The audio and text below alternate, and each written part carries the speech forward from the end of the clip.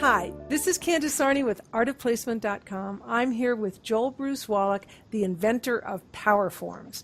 Now, Joel, in a lot of these little training videos that we've been doing, you've been talking about the aura chart.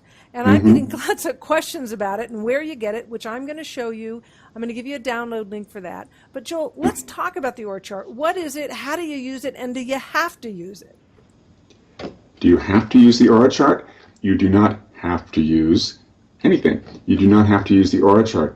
It is a way to take your ego out of a situation when you're wanting to do some self-healing or self-balancing, or when you want to help somebody else. Now, what this is basically, this is an outpicturing that I created for myself. What I did was I realized that when I was doing sessions, I was tuning into all these different aspects of reality, and so I just wrote it all down. So I can glance at it. I can glance at all these different chakras, and I can look at cells and molecules and atoms. It's a little reminder. It's like shorthand. It's a little symbolic system. How's our audience going to use that? Well, suppose you want to know what's happening with you, or what's happening. Or why do I feel, let me see, what are some of the things people ask me about? Why do I feel like there's all this noise in my head? So you look at the chart, and it takes a bit of practice to trust your intuition, but you'll start to notice, oh, there's something over here in the aura. Or maybe your attention is drawn to the DNA strands, and you recognize, hey, maybe I'm holding something in my DNA.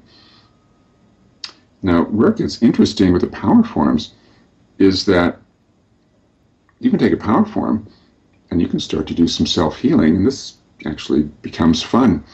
You can recognize, oh, what if I did a little sweep through my DNA? Or what if I did a little sweep through a given layer of the aura? Wow, so you're actually using the Powerforms on that diagram, that document.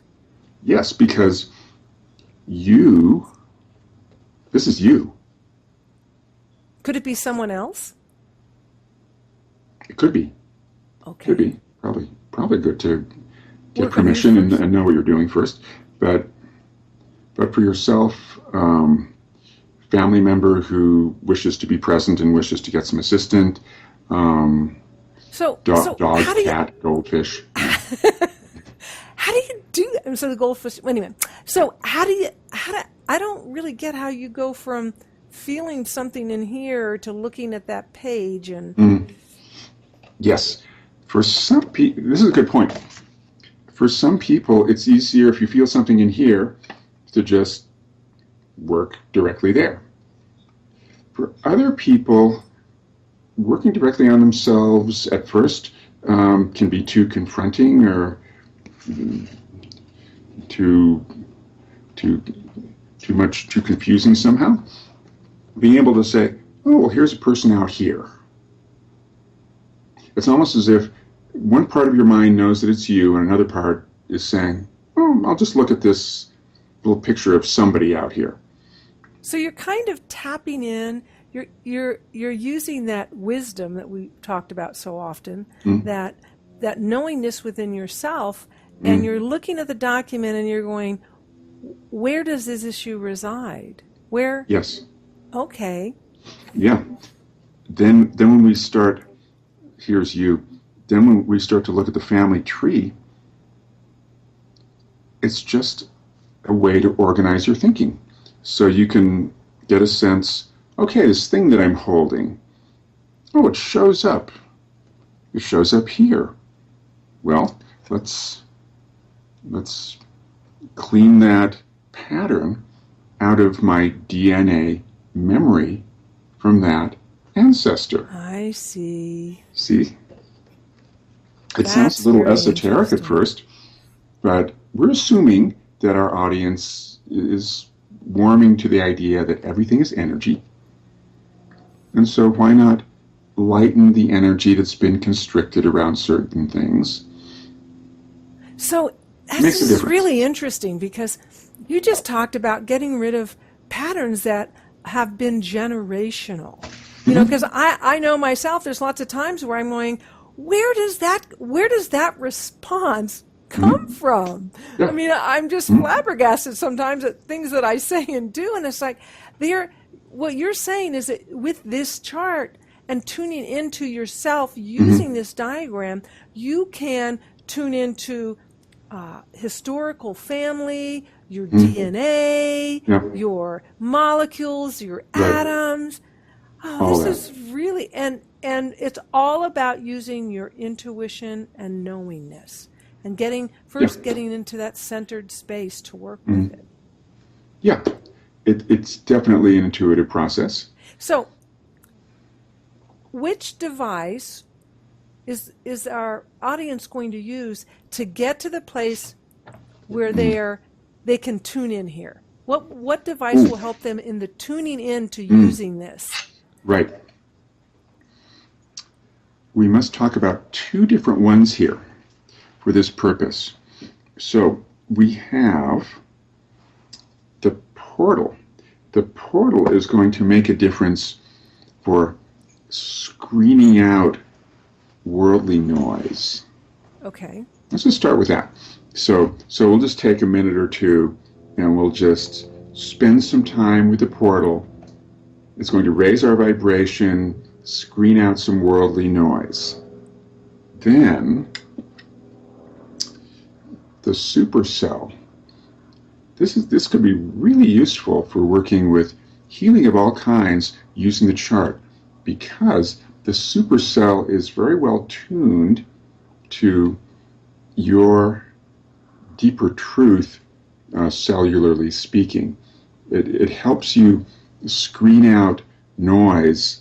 This time it's the noise of the false self versus the essential self. Oh, wow. So it gets you closer to the deeper truth signature in the cells of your body. Well, and you talk about the divine blueprint in all of your books. Yeah. Divine blueprint, also known as the etheric body. You could think of it in the same way you've got a unique thumbprint, you've got a unique signature, you have a soul signature, but I believe you also have a deeper signature for your body. You could think of it as a deeper essential self that has not been affected by... Well, it's kind of like your DNA. Yes, DNA contains everything, the good and bad. So